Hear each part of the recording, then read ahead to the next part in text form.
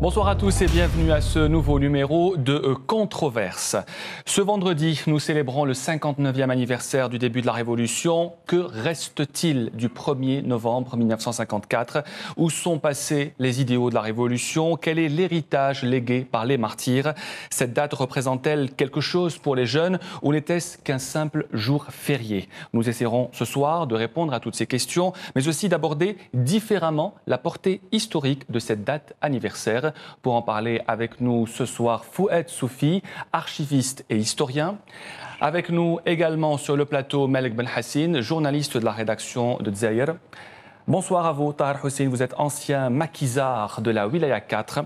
Avec nous également Mohamed Sgher, vous êtes président de Jeunesse Plus, l'association des jeunes vers une citoyenneté active. Nous allons aborder avec vous la portée de la jeunesse et de ce que pensent les jeunes de cette date anniversaire. Que représente pour vous et pour nous cette date du 1er novembre? Malek Benhassine. La question peut à première vue paraître déplacée 59 ans après l'appel historique du 1er novembre, si cet appel ne constituait pas pour l'Algérie et son peuple son acte légitime de renaissance, sa carte nationale d'identité et en même temps son bulletin d'espérance pour un avenir fait de fraternité, de justice et de dignité. Un demi-siècle après avoir atteint l'objectif principal de la déclaration du 1er novembre, à savoir l'indépendance du pays, on peut s'interroger sur les sentiments du peuple algérien vis-à-vis de leur État, de leurs gouvernants, de leurs compatriotes. On ne sera étonné qu'à moitié, tellement les signes extérieurs sont parlants.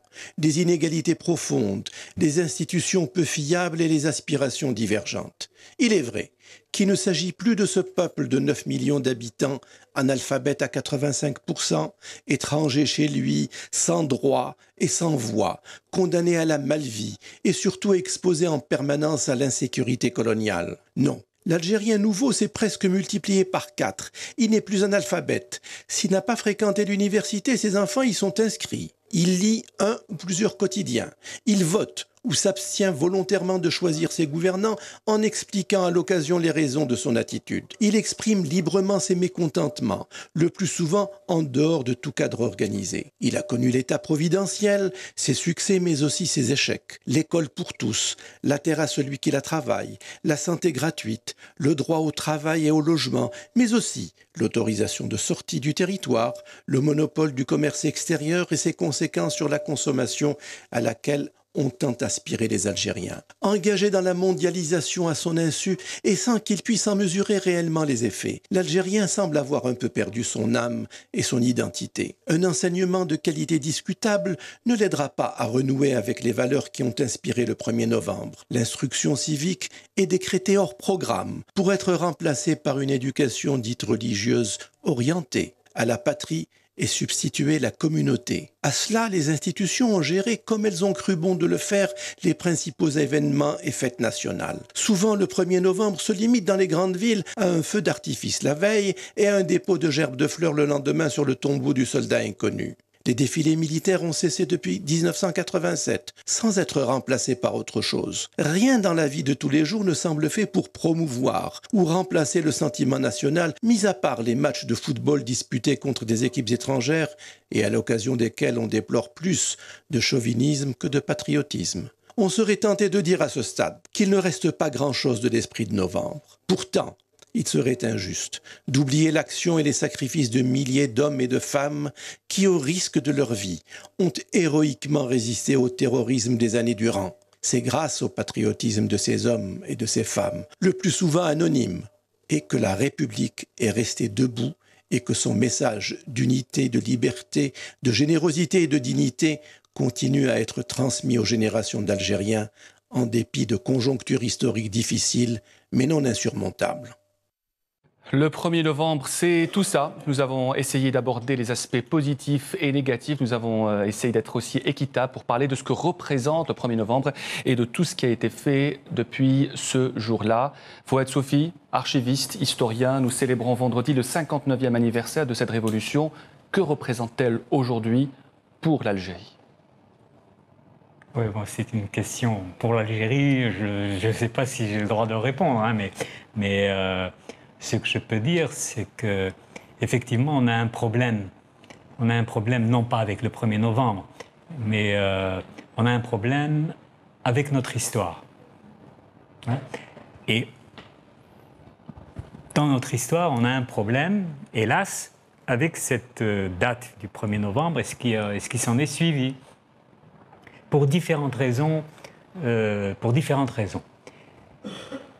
Ce qui me paraît le plus important de dire, c'est que sans le 1er novembre, nous ne serions pas là aujourd'hui. Et tant qu'on ne comprend pas que sans le 1er novembre, je ne serai pas là en face de vous, c'est-à-dire que je serai n'importe quoi, un petit indigène encore dans le système colonial, un système colonial rénové, hein, amélioré, entre guillemets, parce qu'on ne peut pas améliorer le système colonial. Mais sans ce 1er novembre, l'Algérie ne serait pas l'Algérie. Et tant que ça ne rentre pas dans nos têtes, on continuera à faire comme si c'est une tâche. Donc, selon vous, les Algériens n'ont pas encore compris la portée du 1er novembre, Fouad Soufi? Ils ont perdu, oui. Je pense que ce n'est pas qu'on n'a pas encore compris, on l'a compris. Et pour quelles raisons ils ont perdu cette notion? Eh bien, ça a été dit dans le documentaire que nous avons vu tout à l'heure. Ça a été dit, c'est-à-dire que je ne dis pas que la flamme n'a pas été entretenue, je pense qu'elle a été mal entretenue, parce qu'à la clé, il y avait des avantages. Et donc, la génération nouvelle ne pouvait pas bénéficier de ces avantages. Donc, ça a pu créer une sorte de rancœur qui a pu s'exprimer à un moment ou à un autre. Mais je pense que ça a été très bien expliqué dans la... Malek Belhassine, les Algériens ont un problème avec l'histoire? Les Algériens ont un problème de méconnaissance de l'histoire. Ils n'ont pas de problème directement avec cette histoire, non. C'est la méconnaissance.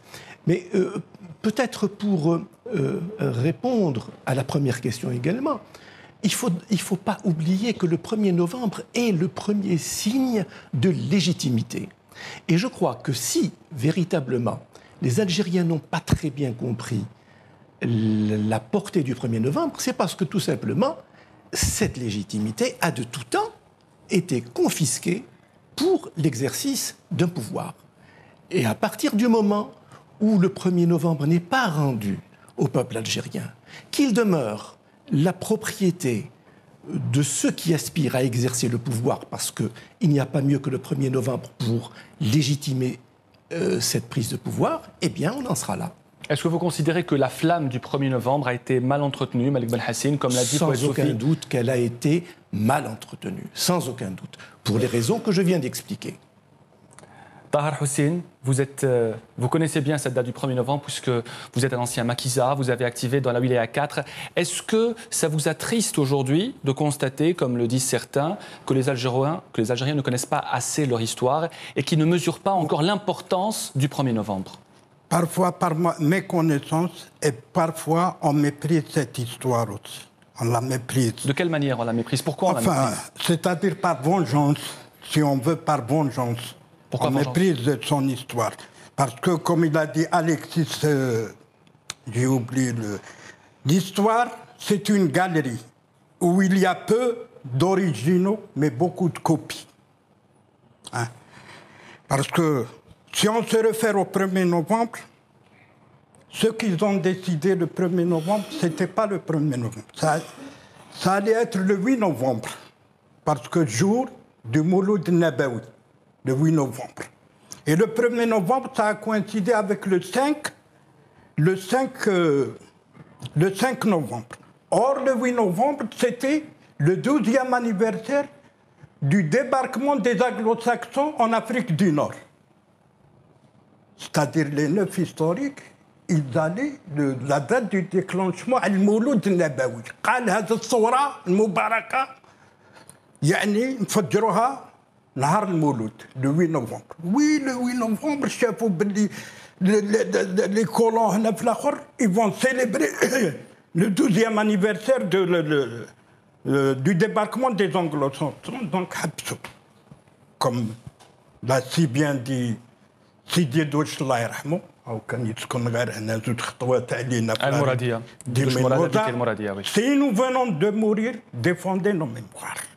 Alors, est-ce que cette mémoire a été défendue et pourquoi vous avez parlé de vengeance? Pourquoi vengeance, Tahar Hussein? Oui, parce que il a dit Ibn Hassin tout à l'heure, parce que successivement, il ne faut pas oublier l'été 62. Hein? Étape importante, oui. Oui, la guerre des wilayas, frère contre frère, ça a été notre plus grande épreuve. Hein? C'était pour la prise du pouvoir à cette époque. Hein? On peut dire qu'il y avait, entre le 5 juillet et le 30 septembre 62, il y avait plus de 1800 morts entre les deux côtés. Ça a porté un coup à la révolution, Bien à ce sûr. début d'indépendance, À la Tahar Hussein, légitimité même de la révolution. à la légitimité historique. Historique de la révolution. N'oublions pas que le 30 juin 1962, les 3 militaires de l'état-major ont été destitués par Ben Khadda. Et que, à l'époque, Ben Bella, donc il attendait que ça, donc il a fait une alliance avec l'état-major. Et c'est là où vous parlez de vengeance. Bien sûr. Est-ce qu'elle se poursuit jusqu'à Oui. ce jour? Oui, parce que on se rappelle 4 wilayas contre 2 wilayas. Contre la wilaya 3, contre la wilaya 4. Hein? On passe à vous, Amin Srer. Bonsoir, vous êtes président de Jeunesse Plus, l'association des jeunes vers une citoyenneté active, puisqu'une grande partie de Controverse ce soir sera consacrée à l'appréhension de la jeunesse, à ce que pensent aujourd'hui les jeunes du 1er novembre. En tant que président d'association, est-ce que vous pensez que les jeunes aujourd'hui méconnaissent encore plus cette histoire du 1er novembre? Est-ce qu'ils comprennent la notion de la révolution aujourd'hui? Bonsoir tout le monde. Je suis très ravi d'être ici parmi vous, surtout honoré d'être parmi ces messieurs, ces grands messieurs. Au fait, je parle de ma personne, quoi. Le 1er novembre, pour moi, c'est-à-dire pour moi, on avait appris ça dans l'école, à l'école. Donc, mais c'est pas l'histoire que je viens d'entendre là maintenant tout de suite. Par exemple, Les versions différentes. les versions différentes et tout. Du coup, on avait le 1er novembre, voilà, 1830, c'est la colonisation, le 5 juillet, le 1er novembre. Malheureusement, on ne connaît pas la vraie histoire. Du coup, on fête le 1er novembre à notre façon. En tant que jeune Algérien, comment on voit l'avenir de la jeunesse? C'est-à-dire de se manifester, mais d'une manière, comment dirais-je, pacifique et, comment dirais-je, moderne. C'est-à-dire à travers des actions pour les jeunes. Par exemple, on fait des ciné-clubs pour les jeunes avec un débat. Et ça, et comme ça, on parle de l'histoire. Bien sûr, on se réfère toujours à nos... Donc, selon vous, il n'est pas encore trop tard pour que les jeunes comprennent vraiment la portée du 1er novembre. Il n'est jamais trop Il y a tard. encore des actions à faire, à projeter aujourd'hui. Tout à fait. De toute façon, nous avons des archives, nous avons des livres, heureusement d'ailleurs. Donc, à mon avis, c'est l'histoire, c'est... Enfin, le 1er novembre, il faut inviter, par exemple, ce genre de personnes pour parler du 1er novembre, de l'histoire et tout. Mais ne pas dire, par exemple, des marches... La gerbe de fleurs, comme l'a dit Malek Belhassim, tous les 1er novembre, au monument C'est pas ça, le 1er novembre. Le 1er novembre, c'est de bosser, quoi. Fouad Sophie, voilà, vous avez l'exemple d'un jeune qui vous dit « Nous, l'histoire qu'on connaît, c'est celle qu'on a bien voulu nous enseigner ». Et vous avez ramené avec vous un exemplaire assez inédit d'Algérie Actualité qui date du 1er novembre 1984, ça veut dire à l'occasion du 30e anniversaire de la Révolution du 1er novembre, avec un dossier intéressant. Les jeunes et le 1er novembre, un thème donc que nous avons choisi de développer aujourd'hui, très intéressant à lire, ce numéro inédit. Malheureusement, ce journal n'existe plus, Algérie Actualité, nous aurions aimé avoir des journaux comme ça de nos jours. Est-ce que vous pensez aussi qu'on a appris la mauvaise histoire aux jeunes, ou plutôt, entre guillemets, l'histoire officielle de la Révolution du 1er novembre? C'est ce qui serait peut-être responsable de ce désenchantement? Non, c'est-à-dire que d'abord, il n'existe pas d'histoire officielle. On a bien voulu. Je sais que je choque tout le monde en disant ça. Je l'ai dit, il existe effectivement une histoire que l'on enseigne, à l'école. À l'école, au lycée, qui diffère complètement de celle qu'on apprend à l'université. Mais elle diffère par quoi? C'est qu'il y a un moment, ce sont deux moments différents. Il faut bien qu'on enseigne aux enfants une sorte de SMIG historique. Il faut bien qu'ils apprennent qu'il y a eu le 1er novembre. Mais ils sont pas destinés, tous ces enfants ne sont pas destinés à devenir universitaires pour approfondir les connaissances. Ce qui manque plutôt, c'est ça le point faible chez nous, il n'y a pas de revue d'histoire qui fasse le point des avancées de la connaissance historique. Ce qu'on pouvait savoir en 1995, par exemple 94, 95, quand on s'est mis à travailler sur le 1er novembre, n'est plus ce que je pouvais savoir, moi, n'est plus ce que je sais aujourd'hui. Pour la bonne et simple raison qu'à l'époque, il n'y avait pas d'accès aux archives, c'était interdit. Ça l'est encore parce qu'il y a des dates. Nous en parlerons plus tard, puisque vous êtes archiviste, Fouad Soufi, donc nous allons parler de la part des archives dans l'histoire du 1er novembre. Après, mais après 1988 et surtout dans les années 90, on a eu une chance incommensurable, c'est que les Moudjahidines se sont mis à écrire et à nous dire ce qu'ils ont vécu. Alors, quand je dis qu'il n'y a pas d'histoire officielle, je force un peu le trait parce qu'en fait, dans les années 80, en 81, en 84 et même en 87, il y a eu une tentative de dire... De voilà libérer l'histoire. Non, encore que là, je vais apporter un autre de dire voilà l'histoire telle qu'elle doit être comprise, l'histoire de la guerre de libération nationale, pas l'histoire de l'Algérie. Très bien.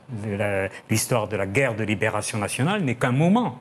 Le plus glorieux, comme avait dit le Houari Boumediene dans un discours, il a dit c'est la génération la plus glorieuse parce qu'elle a réalisé, la génération de novembre, parce qu'elle a réalisé ce qu'aucune génération avant n'a fait, c'est l'indépendance de l'Algérie. Et c'est ça notre dette envers ces personnes.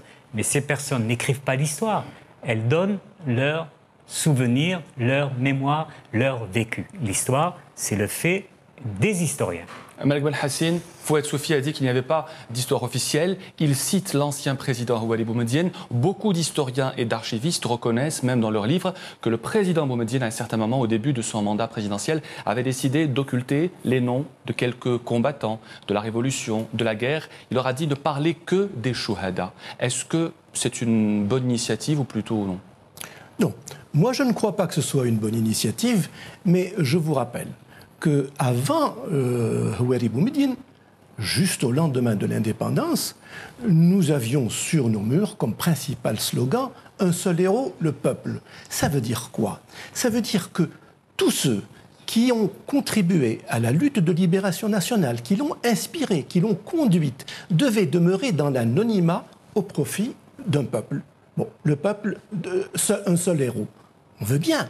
Mais ça ne fait pas beaucoup avancer dans l'histoire de l'Algérie. Alors, si Soufi disait qu'il n'y avait pas d'histoire officielle, c'est vrai qu'il n'y avait pas de décret, n'est-ce pas, officialisant tel aspect de l'histoire aux dépens de tel autre. Nous n'avions pas, comme cela se passait en URSS par exemple, de l'encyclopédie de l'histoire de l'Algérie, où à chaque congrès du Parti communiste de l'Union soviétique, il y avait une édition nouvelle de cette édition, de cette encyclopédie. Chez nous, cela n'existait pas. Cependant, dans l'information et surtout dans l'information publique, puisqu'il n'y avait que celle-là, eh bien, il y avait toujours eu une confiscation et une interprétation unilatérale, je dirais non pas d'une histoire, mais d'une mythologie, où tout se passait dans les meilleures conditions, n'est-ce pas? Où il n'y avait pas de problème entre telle tendance et telle autre. On arrivait même à oublier que le Front de libération nationale était un front, effectivement, composé d'un certain nombre de tendances, d'un certain nombre de personnalités nationales, mais de tendances politiques différentes et qui ont constitué ce front, à telle enseigne que par la suite, ce front est devenu le parti du front. Tahar Hussein, est-ce que vous considérez qu'on n'a pas enseigné la véritable histoire du 1er novembre aux jeunes? Et est-ce que vous reconnaissez que les pouvoirs publics de l'époque avaient occulté aussi beaucoup de noms de héros et de martyrs, notamment Abd Hamdan? Nous en parlerons à la fin de ce numéro de controverse. À commencer aussi, si on veut parler de l'occultation de l'histoire, parce que Je prends comme exemple, parce que je dirais, même ces gouvernements successifs, ils sont ingrats. En parlant de, par exemple, on a un héros ici, mais qui était d'une tendance communiste. Je prends l'exemple de Henri Maillot. Henri Maillot. Henri Maillot, qui a, le 4 avril 1956, il a pris un camion plein d'armes de la caserne du 57e bataillon des tirailleurs algériens, qui est devenu par la suite le bataillon, le 504e bataillon du train, donc de Miliana, un camion plein d'armes. Hein? Donc il a ramené ce camion à l'arsenal et à l'arsenal de Bellecour, et il est sorti de l'autre côté de la rue Sadi Carnot, qui est aujourd'hui la rue Hassib Ben Boued. Donc, cet armement, elle a équipé 2 katibas de l'Aïl. Et même à l'époque, Abbar Ramzallah, il a dit: je vais promouvoir l'aspirant Henri Maillot au grade de lieutenant et l'envoyer en Kabylie. Et ça n'a pas été fait. C'est pour ça que vous parlez d'ingratitude, Tahar Hussein. Voilà. Même pas une rue qui porte son nom. Hein? Voilà. Le comble, sa sœur, elle a 87 ans, elle vit toute seule, elle n'a jamais été mariée. Hein? Et on lui refuse. Comment peut-on expliquer cette ingratitude envers Henri Maillot? Est-ce que vous dites que c'est l'ingratitude du FLN ou des autorités d'après-indépendance? Qui est responsable? Des autorités, de Ben Bella jusqu'à celui-là. Pour quelle raison? Cette raison, je l'ignore, moi. Je l'ignore. Il est mort les armes à la main de Saint-Juin. Il est mort Donc, Bachar Abou Alem, qui est musulman, donc il a été traître à son pays, et lui, qui est un athée, il n'est même pas, c'est un communiste, mais il a défendu son pays. Merci Tahar Hussein. Amin Sghir, président de l'association Jeunesse Plus, on a parlé de l'enseignement aujourd'hui qui se fait à l'école, au lycée, à l'université concernant l'histoire. Vous avez déclaré tout à l'heure que ce n'était pas la vraie histoire qu'on nous enseignait. D'après vous, que doivent faire les jeunes aujourd'hui, ceux qui s'intéressent à la Révolution, pour connaître la vraie histoire de la Révolution et de l'Algérie? Quelles sont les démarches pour faire aujourd'hui? À mon avis, justement, le problème qui se pose, c'est que les jeunes, ils ne s'intéressent pas à l'histoire. C'est un avis. Du coup, mais comment on peut faire les jeunes, comment les encourager à s'intéresser à l'histoire?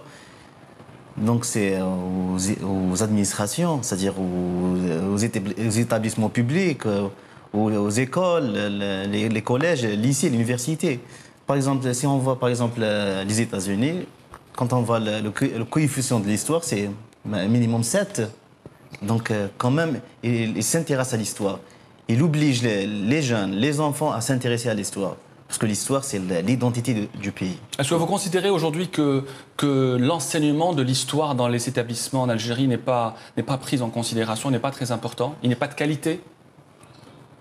Franchement, oui, il n'y a pas de qualité. Franchement, si on parle de l'histoire, les jeunes ils ignorent l'histoire. Donc pour moi, il y a un problème. Il y a un problème, pas chez le jeune ou chez l'enfant. Donc il faut. Mais est-ce qu'il y a quand même une volonté, selon vous, chez les jeunes d'apprendre l'histoire, ou est-ce que ça ne les intéresse pas du tout? Bon, par exemple, si on peut utiliser des moyens ludiques pour parler de l'histoire, ça marche. À mon avis, ça marche bien. Merci Amin Sghir. On passe à présent, si vous le voulez bien, à la deuxième partie de Controverse.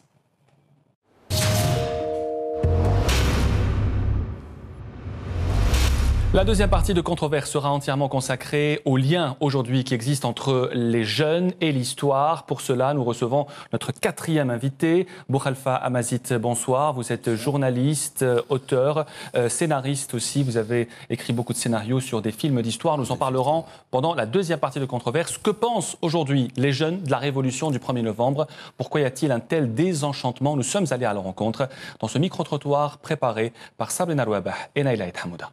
C'est une date qui nous interpelle. C'est très important. C'est très important. C'est rien pour nous, c'est une date historique. Voilà, c'est important. 1 نوفمبر هو عيد وطني يفتخروا به جميع الجزائريين. باش نتفكروا واش داروا جدودنا على جال البلاد هذه ونسيو نخدموها بقد ما نقدروا هذا ما كان. بس كاين ناس تعبوا باش جابوا لنا لانديبوندونس اليوم سيتي با حاجه جات بالساهل. Qu'est-ce qu'on a fait de cette indépendance, de cette révolution, de ces sacrifices qui sont énormes? Sincèrement, les jeunes Algériens عندهم ils vivent le jour au jour. نقص هذاك التاثير ما باش لا من الاعلام ولا من لازم على لي بارون تاعنا يربوا ولادهم يحكيوا لهم على زمان يوعيوهم الشباب باش يعرفوا الهويه ديالهم يعرفوا يعني قيمه الجزائر. بيان سور سا دو لا فالور في حياتنا كاملين كسوا من الدراري الصغار حتى الكبار. وانا راني داير في راسي وربي ان شاء الله جدودنا المجاهدين هذو ربي يرحمهم نخلفوها لهم ان شاء الله. سي كوا اول نوفمبر؟ Voilà, tout est dit, je pense. Fouad, Sophie, comment réconcilier les Algériens avec l'histoire? Ou les jeunes avec l'histoire? Il vous a posé la question, c'est quoi le 1er novembre? Oui, bon, mais il a raison de poser la question parce qu'il est encore petit. C'est tout à fait normal, il ne va pas naître avec la Révolution dans la tête et avec le 1er novembre dans la tête. Donc, mais c'est déjà enseigné à l'école, on l'a dit tout à l'heure. Enseigné à l'école. Mal enseigné alors? Non, le problème de l'enseignement à l'école, donc j'ai jamais enseigné à l'école, j'ai jamais enseigné au lycée, mes cours je les ai pas donnés, enfin je les ai donnés qu'à l'université, et à un moment où, par exemple, déjà certains grands personnages de l'histoire avaient disparu de la mémoire des jeunes à qui j'enseignais en 1980. Je me souviens une fois, je parlais de Qaïd Ahmed, pour moi c'était évident. C'était évident, pour moi c'était un personnage que j'ai... Et puis ils étaient là en train de me regarder, et il y en a un qui a osé m'interrompre, il m'a dit « Je connais Qaïd Ahmed ». Ça m'a ramené sur terre. Bon.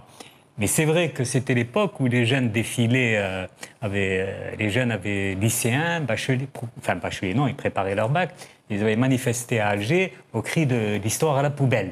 Bon. Et ces jeunes qui ont manifesté à Alger au cri de l'histoire à la poubelle, parce qu'évidemment, c'est vrai aussi, il faut leur reconnaître cela, on leur avait imposé l'épreuve d'histoire en sciences et en maths en cours d'année. Donc ça leur faisait une surcharge. Ils ont manifesté l'histoire à la poubelle. Alors je leur ai rappelé l'année dernière en disant que c'est vous maintenant qui êtes au pouvoir, c'est vous qui êtes dans l'administration, c'est vous qui êtes aux affaires. Et vous avez dit l'histoire à la poubelle. J'aimerais bien qu'ils m'expliquent. Mais le problème que vous posez et que posent d'ailleurs certains jeunes, c'est cette histoire de vraie histoire, de vérité historique.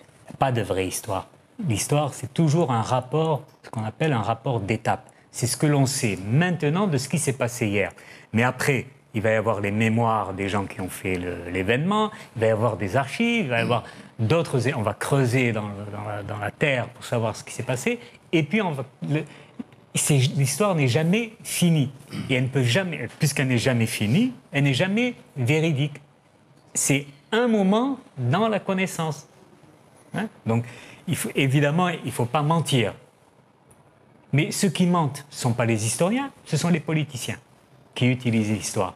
Alors, Mec Ben Hassine, pourquoi les jeunes se sont-ils brouillés avec l'histoire et comment faire pour les réconcilier? Alors, moi, je crois qu'il n'y a pas de brouille entre les jeunes et l'histoire.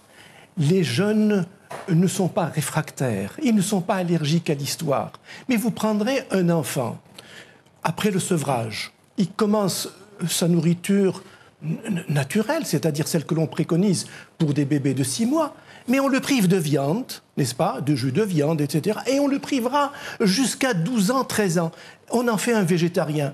Eh bien, voilà un végétarien qui n'est pas né végétarien, mais un individu, un enfant que l'on a privé de viande, tout simplement. Eh bien, nos enfants, nos jeunes, ont été privés d'histoire, tout simplement. Au lendemain de l'indépendance, on n'a rien fait pour inciter à l'étude de l'histoire, mieux, à l'orientation vers les humanités.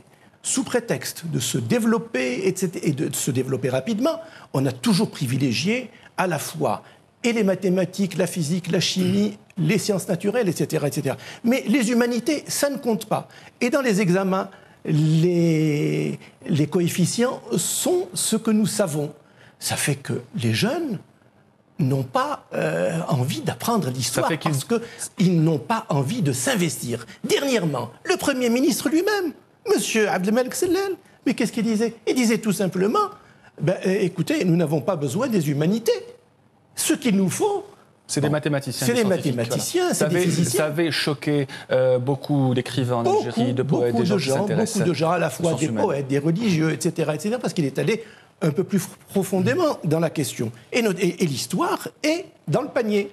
Boukhalifa Amazit, vous êtes journaliste, auteur, vous vous intéressez beaucoup à l'histoire. Vous avez écrit aussi sur le lien entre les jeunes et l'histoire. Est-ce qu'il y a une réconciliation possible entre les deux? Je crois qu'avant d'arriver, c'est-à-dire que la relation entre le jeune et l'histoire, c'est d'abord, elle passe par l'école. Elle passe par l'école et il y a un élément fondamental qui a fait défaut aux jeunes Algériens et aux Algériens d'une façon générale, c'est le faiseur d'histoire. Le faiseur d'histoire, c'est cette personne qui est chargée de prendre comme matériau l'histoire, d'en dégager les aspects essentiels et de les donner. C'est le minima que tout Algérien doit savoir de son histoire.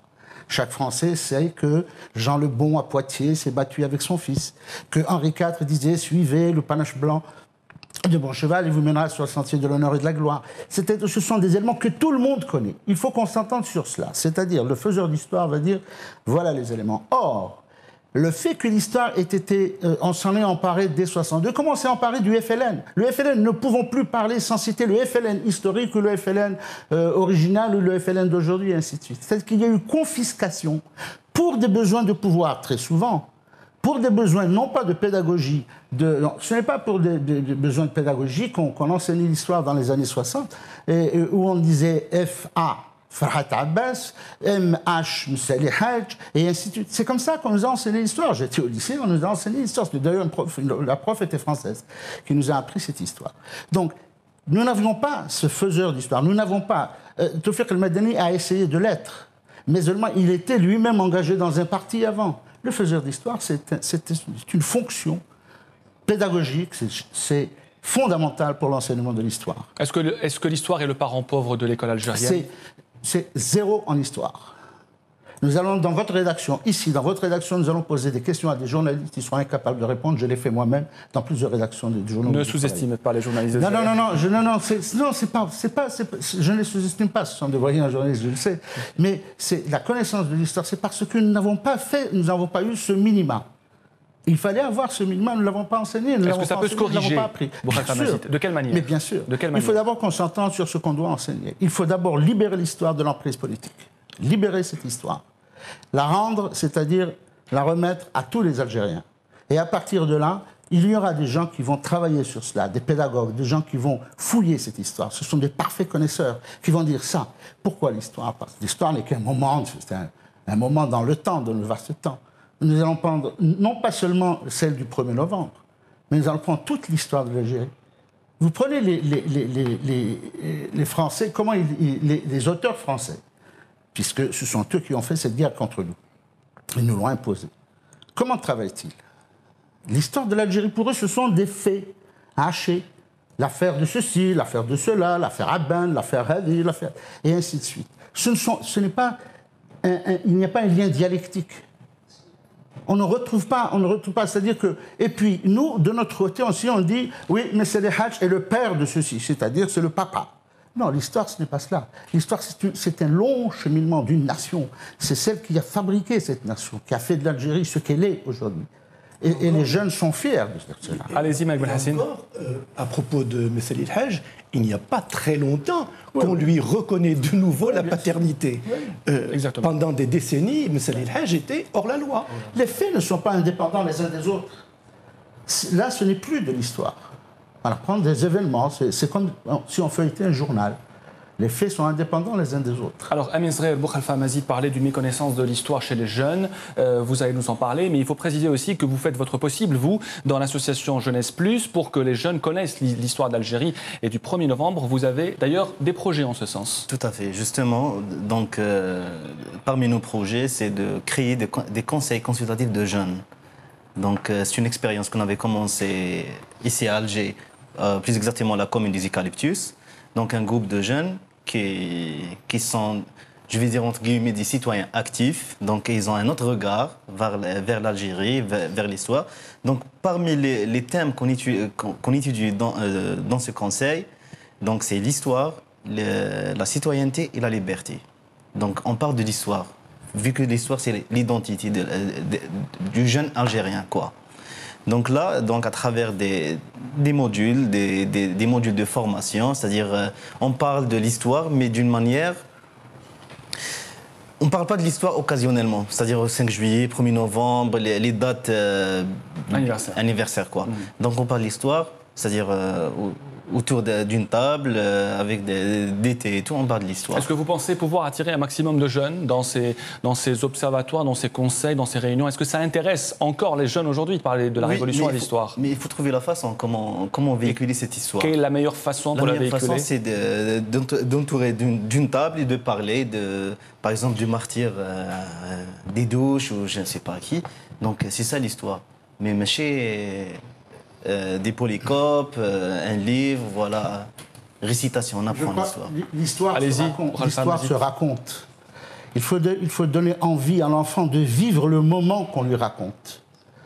J'ai été à l'école française parce que nous avons, c'est l'école que nous connaissions quand nous étions petits. Ça vous donnait envie de vivre au Moyen-Âge, c'est-à-dire la chevalerie, il faut qu'on donne envie à l'Algérien de vivre à Alger quand ça a commencé, quand Alger débuté, Tlemcen, la grande capitale, Abjayar, etc., ces grandes villes. Il faut qu'on leur donne envie de vivre. Elle se raconte, elle ne se dit pas. Elle ne se décrète pas aussi. Elle ne se décrète surtout pas. Surtout pas.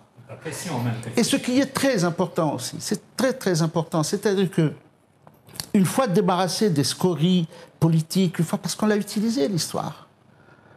À des fins, on a dit par exemple, on a enseigné aux gens que c'est Ben Badis qui a été à l'origine de tout le mouvement national. On a exclu. À un moment, on excluait les communistes. Les communistes n'ont rien fait. Le mouvement national est un ensemble de faits, c'est un faisceau.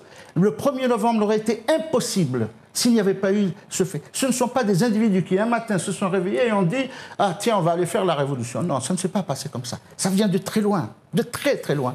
Ça vient d'un esprit de liberté qui est ancré en nous depuis la plus haute antiquité, cet esprit, cet amour de la liberté. Nous avons donné ça à la Méditerranée. Nous avons été le peuple qui a mené le plus de guerres dans le versant sud de la Méditerranée. Avant l'islam et après l'islam. Nous avons des engagements et il faut enseigner ça à l'Algérien. C'est ça, parce que ça fait partie de lui.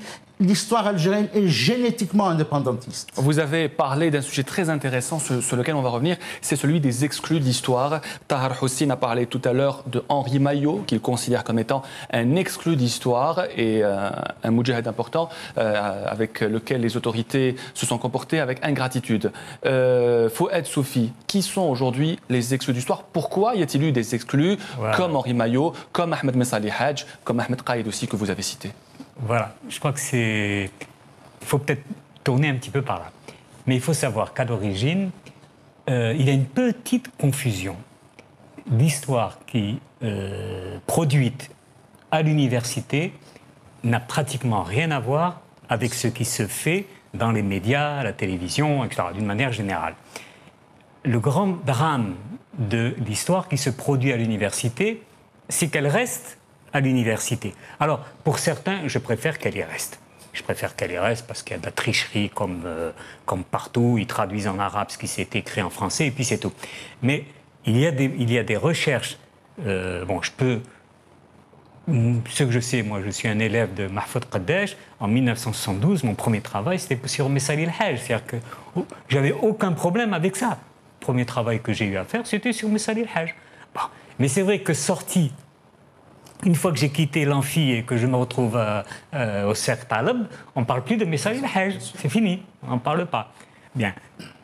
Mais il faut bien montrer, il faut bien dire, et moi j'insiste, l'histoire s'apprend à l'université. Maintenant, il n'y a pas que les historiens universitaires, dont la plus grande faiblesse, c'est l'absence de visibilité.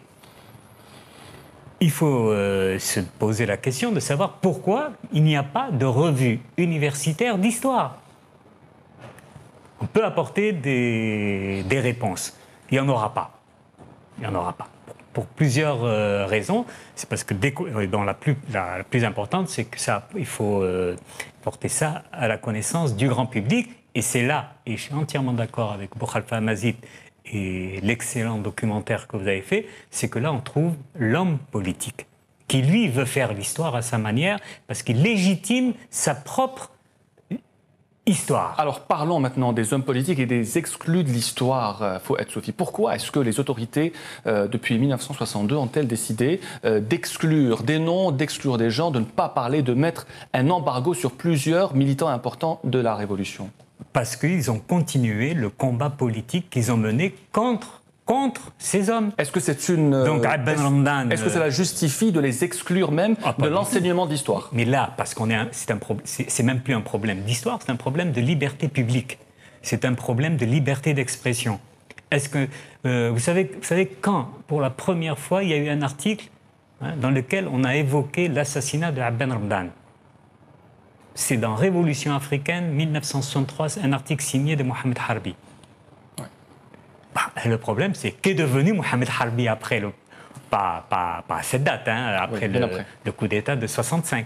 Donc ce sont ceux qui ont, effectivement, c'est les vainqueurs de tous les conflits internes, donc qui ont pris le pouvoir. Ils sont aussi légitimes que les autres.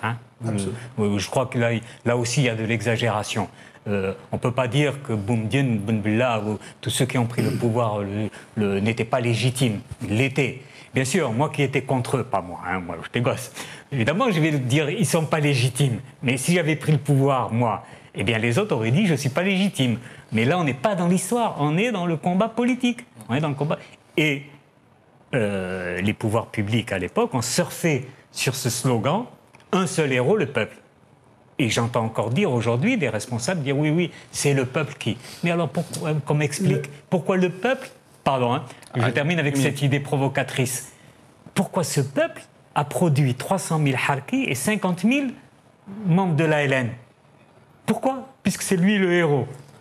On aurait dû avoir l'inverse. Boukhalifa Amazit. Le slogan, paradoxalement, parce que le slogan « Un seul héros, le peuple » est sorti à l'époque de la deuxième zone autonome d'Alger, c'est-à-dire juste avant le cessez-le-feu qui avait commencé avant le cessez-le-feu, qui s'est poursuivi jusqu'au 5 juillet. C'était sorti parce qu'il y avait effectivement les luttes qui se passaient à l'extérieur, qu'on appelle à tort d'ailleurs la guerre des wilayats. La guerre des wilayats a été importée de l'extérieur et elle a mis ensuite aux prises. Les acteurs sont devenus des membres des wilayats. Mais elle a été importée. Ce ne sont pas les wilayats qui se sont battus entre elles comme ça parce qu'elles avaient envie de se battre pour prendre le pouvoir.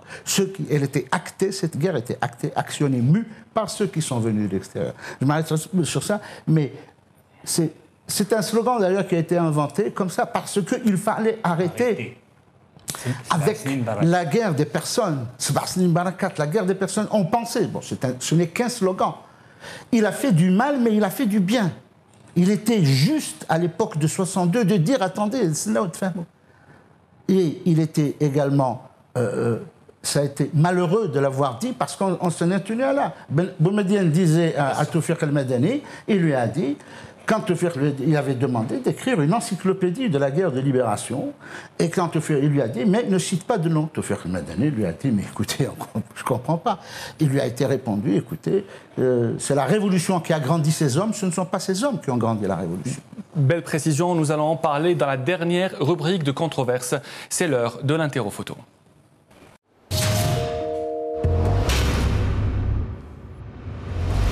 Deux images ce soir, deux images que nous considérons être intimement liées à la révolution du 1er novembre 1954, la première.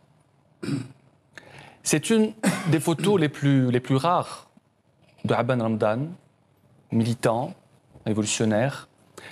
On vient d'en parler, mort assassiné le 27 décembre 1957, Malik Ben Hassin. On ne pouvait évidemment pas parler du 1er novembre sans parler d'un de ses instigateurs, Ben Ramdan, un exclu de l'histoire. Encore un autre. Effectivement, mais il faut dire que l'histoire de l'Algérie, l'histoire récente de l'Algérie, n'a été faite que d'exclusion. On n'a pas pu pratiquer, faire de la politique sans exclure les autres. Parfois assassiné, Malik Ben Hassin. Alors, Ben Ramdan a connu le destin le plus tragique, effectivement, en étant assassiné à une époque où véritablement, d'ailleurs, on l'a assassiné. Mais souvenez-vous, la version officielle, c'était Ben Ramdan, mort au combat, n'est-ce pas? Donc, l'exclusion a été quelque chose de permanent chez nous, d'où la difficulté réelle à voir le pluralisme politique s'installer chez nous. Et quand on parle de pluralisme politique, bien entendu, c'est la démocratie qui s'installe, et la démocratie qui s'installe ne peut pas se concevoir, encore une fois, sans alternance, parce que ça ne serait pas la démocratie, d'où les problèmes que nous rencontrons, n'est-ce pas, depuis des décennies jusqu'à ce jour. Boukhalifa Mazit, pourquoi avons-nous attendu jusqu'en 1963, comme l'a dit Fouad Soufi, pour écrire un article et dire que Abban Hamdan avait été tué? Je crois qu'il faudrait juste faire un petit peu la genèse des choses. Allez-y. Abban Hamdan, ce n'est pas une affaire personnelle entre des individus qui ont dit voilà, on va le tuer parce que l'affaire de ce qu'on appelle l'affaire Abban Hamdan appartient à l'évolution générale de la révolution algérienne. Il ne faut pas oublier que ce n'était pas une guerre d'indépendance seulement. Il faut revenir à l'essence, c'était une révolution. Parce que pendant qu'on se libérait du joug, il y avait des transformations dans la société algérienne. Nous découvrions le combat politique. Abban a eu des ennemis, il avait des ennemis politiques. Je ne peux pas faire l'injure à ceux qui sont les instigateurs, qui ont été les auteurs du 1er novembre, d'avoir éliminé un des leurs. On ne peut pas leur faire l'injure de l'avoir éliminé parce qu'ils étaient jaloux, ou bien parce qu'ils étaient... C'est parce que les projets politiques portés par les uns et par les autres étaient fondamentalement différents. Est-ce que cela justifie un assassinat politique? Divergent. Est-ce que cela justifie-t-il un assassinat? C'est une révolution. Je vais vous Donc c'est une manière de la justifier. C'est l'histoire. C'est l'histoire. Au plan moral, bien sûr. Au plan moral. Mais l'histoire ne se lit pas. On ne peut pas justifier ce genre de choses. Oui, non, ça ne se justifie pas. Mais il faut bien je crois qu'il faut... D'abord, il n'est pas l'instigateur du 1er novembre. Ah, bien sûr. Il est venu après. En 55. Il est venu après. Il est venu après, à un moment où les instigateurs étaient tous... avaient pratiquement disparu à un ou deux près. Donc c'est... Ensuite, effectivement, il est venu avec un projet et les autres n'étaient pas, ceux qui restaient encore, et notamment ceux qui étaient à l'extérieur, n'étaient pas d'accord avec lui. Le grand reproche qui lui a été fait, c'était lors du congrès de la Soumam. Lors du congrès de la Soumam. Et son caractère entier a fait que, à mon humble avis, son sort a été scellé ce jour-là. Lors du congrès de la Soumam, il s'est mis à dos pratiquement tout le monde, parce qu'il a posé des questions auxquelles personne... Il faut préciser également que Karim El-Qassem, nous allons en parler lors de la deuxième partie, ainsi que l'Ahmed Bentobal ont toujours démenti être responsables de près ou de loin de cet assassinat. Ceux qui ont déclenché... Vas-y. Ceux qui ont déclenché en 1954 cette fameuse photo. Nous allons en parler après. Qui est géniale, qui est absolument monumentale. Celle des 6. Celle des 6. Nous allons en parler après. Ces gens parlaient à l'histoire, on en parlait. Mais le mouvement national, le principal animateur du mouvement indépendantiste qui vient de l'étoile nord-africaine, un peu avant même du début du XXe siècle, ce mouvement-là, il avait un but, mais n'avait pas un programme. À la différence, par exemple, des communistes qui avaient un programme mais qui n'avaient pas le but, qui n'avaient pas précisé le but. Donc, je termine sur ça. Brièvement. En 1956, pour la première fois, ce mouvement avait un programme politique. Il avait une vision du futur. Et ça, il ne s'était pas entendu, FLOS, ou le PPA, il ne s'était pas entendu sur le contenu. Et ça a éclaté, et effectivement, comme disait Fouad. Merci Boukhalifa Mazit. On passe à présent à la deuxième image de l'interro-photo. C'est une très belle image. Pourquoi l'avons-nous choisie? Parce que cette photo, très connue, celle des 6, a été prise il y a exactement 59 ans, le 27 octobre 1954, chez un photographe européen situé ici à Alger. Cette photo a été prise juste après la réunion des 6, donc l'Arbi Ben Mehidi, Karim Belkacem, Didouche Morad, Moussafa Ben Boulaïd et Rabah Betat, après la réunion, se sont dirigés vers ce photographe pour prendre cette photo. Ce photographe français avait dit ce jour-là qu'il avait été impressionné par ses personnalités. Parmi ces 6, il y a Karim Belkacem, Boukhalifa Mazit, vous êtes scénariste et vous faites partie du projet qui prépare donc le film sur l'histoire du lion du Djebel. Je suis co-scénariste. Le scénario a été écrit par le commandant Seazdine et moi-même. Et Ahmed Rachdi, qui est très connu, vient de terminer le tournage du film. Nous avons choisi ce personnage, c'est-à-dire que c'était sur une idée de Ahmed Rachdi. Nous avions choisi ce personnage parce que il a été le premier à ouvrir la porte au colonialisme et il a été celui qui a fermé la porte derrière le colonialisme. Il a commencé, il a pris le maquis. Il s'est mis à dos ses propres amis. Le parti, le parti, le Hizb, comme on disait à l'époque, le parti, il se l'est mis à dos. Il a été condamné par le parti pour avoir agi tout seul. Mais l'histoire lui a donné raison. Et il était juste. Et ses amis l'ont choisi, ses compagnons l'ont choisi parce qu'il était incontestable. Même si son parcours, et bien sûr, ce sont des hommes qui ont fait cette guerre de libération. Ce ne sont pas des dieux, ce ne sont pas des prophètes, c'était des hommes avec leur faiblesse, avec leur courage, avec leur lâcheté, avec tout cela. Il faut tenir compte de cela. Et Karim El-Qassem, un autre exclu d'histoire, mort assassiné en octobre 1970 à Francfort. Pourquoi, encore une fois, Malek Belhacine, une fin tragique pour un grand militant révolutionnaire? Encore une fois, c'est la pratique de l'exclusion. On estimait qu'à l'époque, à tort ou à raison, probablement à tort, qu'il constituait, lui, une menace pour la stabilité d'un régime qui avait quelques difficultés lui-même à se renforcer, à se stabiliser, à s'imposer. Et alors, on a éliminé Mohamed Khéder, assassiné 3 ans avant lui à Madrid. Exact. Ce ne sont pas des méthodes. C'est tout à fait condamnable. Les assassinats politiques, Boukhalifa Amazit. C'est-à-dire je crois qu'il faut revenir à cette idée que c'est une révolution, que ce ne sont pas, que encore une fois... La révolution était terminée. Non, elle se poursuivait, elle n'était pas terminée. Non, la révolution armée était terminée. La révolution armée était terminée, il se passait une révolution à l'intérieur, ici. Il y avait des projets, des porteurs de projets, et il y avait... Est-ce qu'on s'interroge aujourd'hui pourquoi Danton a été assassiné? C'est un assassinat, il est passé à la guillotine. Et le semblant de procès qui a été fait est tout à fait bidon. Pourquoi est-ce que Robespierre lui-même a été assassiné? Pourquoi est-ce que Trotsky a été assassiné? Et ainsi de suite. L'histoire, la révolution dévore ses propres enfants. Parce que ce sont des luttes humaines, des luttes sombres, des luttes dures à l'intérieur. Et puis l'attrait du pouvoir. Le pouvoir est attrayant, le pouvoir fait faire des folies aux gens. Ce sont des humains, ce sont des êtres humains. Ceci étant, humainement et moralement, je ne saurais les excuser. Bien sûr, on ne peut pas tout... Mais il ne s'agit plus d'excuser, de pardonner, il ne s'agit plus de ça. Il s'agit de notre histoire. Nous devons l'assumer avec toutes ces scories, avec toutes ces tares, nous devons l'assumer. Vous savez ce qu'il y a écrit sur la tombe d'Al Capone aux États-Unis? Il ne pouvait vivre que dans ce pays. Aucun autre pays au monde ne pouvait accueillir un type comme il aurait été liquidé. Mais la démocratie, il a été arrêté. Après tous les meurtres arrêtés pour une pécadille. Merci à tous nos invités ce soir de Controverse. Merci à vous, historien et l'archiviste Fouad Soufi. Merci à Malek Belhacine, journaliste de la rédaction de Tzaïr. Merci, Boukhalifa Amazit, vous êtes journaliste, auteur et scénariste. Merci à vous également, Amin Sril, vous êtes président de l'association Jeunesse Plus. Merci également à l'invité de la première partie de Controverse, Tahar Hussein, ancien maquisard de la Wilaya 4. Ce numéro de Controverse a été entièrement consacré à la révolution du 1er novembre. Évidemment, une pensée ce soir à tous ceux qui ont versé leur sang pour ce pays. À mercredi, merci.